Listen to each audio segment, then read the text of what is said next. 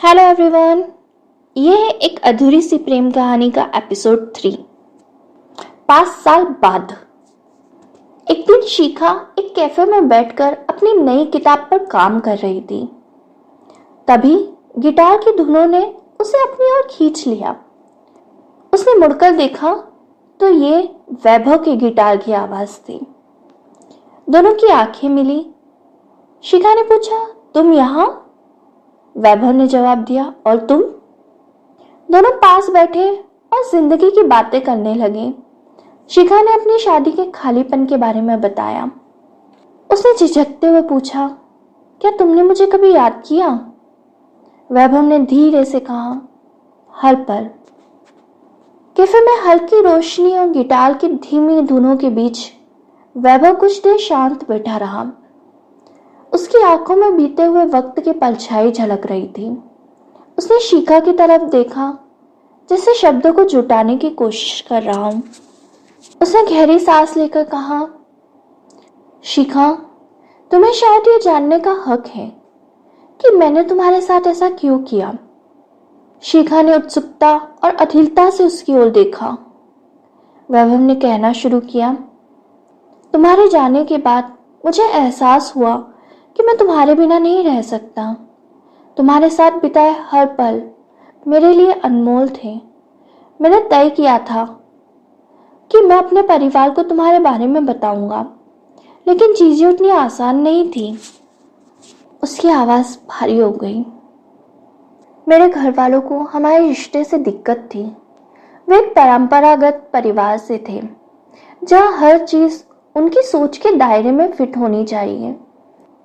मैंने उन्हें समझाने की कोशिश की कि तुमसे बेहतर जीवन साथी मेरे लिए कोई और नहीं हो सकता। आखिरकार लंबी बहसों और आंसुओं के बाद वे मान गए। शिखा, मैं जीत चुका था। मैंने सोचा था सब कुछ ठीक हो जाएगा। वह रुका, पानी का गिलास उठाया, लेकिन उसके हाथ हल्के से कांप रहे थे। उसने गिलास वापस रख दिया और उसने कहा, लेकिन तभी सब कुछ खत्म हो गया। शिखा की आंखें चौड़ी हो गई। उसने पूछा, क्या हुआ था?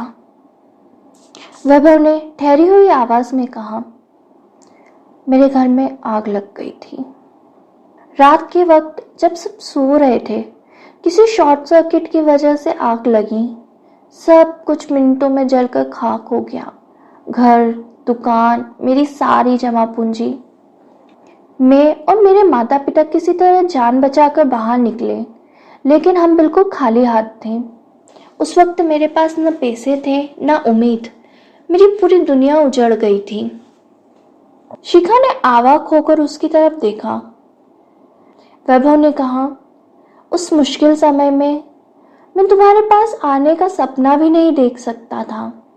मेरे परिवार को मेरी जरूरत थी। मैंने खुद को सब कुछ ठीक करने में लगा दिया। दिन रात काम किया ताकि अपने माता पिता को फिर से छत दे सकूं।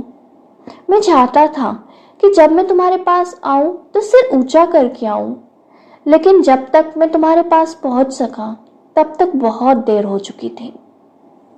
उसकी आवाज टूट चुकी थी। उसने धीरे से कहा, जब मैंने सुना कि तुमने शादी कर ली है तो मैं अंदर से टूट गया था, लेकिन मैंने खुद को यही समझाया कि शायद तुम्हारे लिए यही सही है। तुम्हारी खुशी मेरे लिए हमेशा सबसे ज्यादा मायने रखती थी। शिखा की आंखों में आंसू थे। उसने महसूस किया कि वैभव ने न केवल अपने प्यार को खो दिया, बल्कि अपनी जिंदगी के सबसे मुश्किल दिनों में वह उसके साथ भी न हो सका। शिखा ने हल्की आवाज में पूछा, तुमने मुझे क्यों नहीं बताया वैभव? क्या तुम नहीं जानते थे कि मैं तुम्हारे बिना नहीं जी सकती थी? वैभव ने कहा, तुमसे कह देता तो क्या बदल जाता? तुम्हारे घर वाले मानते नहीं, और मैं उस हालात में तुम्हें वो जिंदगी नहीं दे सकता था जिसकी तुम हकदार हो, इसलिए चुप रहना ही बेहतर लगा।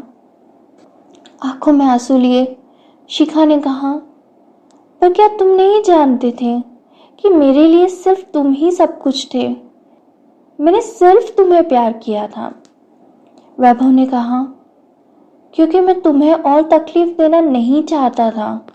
तुम्हारा सुखी जीवन मेरे लिए सबसे ज़रूरी था। शिखा ने कहा, क्या तुम जानते हो, मैं उस रिश्ते में खुश नहीं हूँ। मैंने हर कोशिश की अपने रिश्ते को बचाने की, पर रवि के मन में अपने लिए कोई जगह नहीं बना पाई।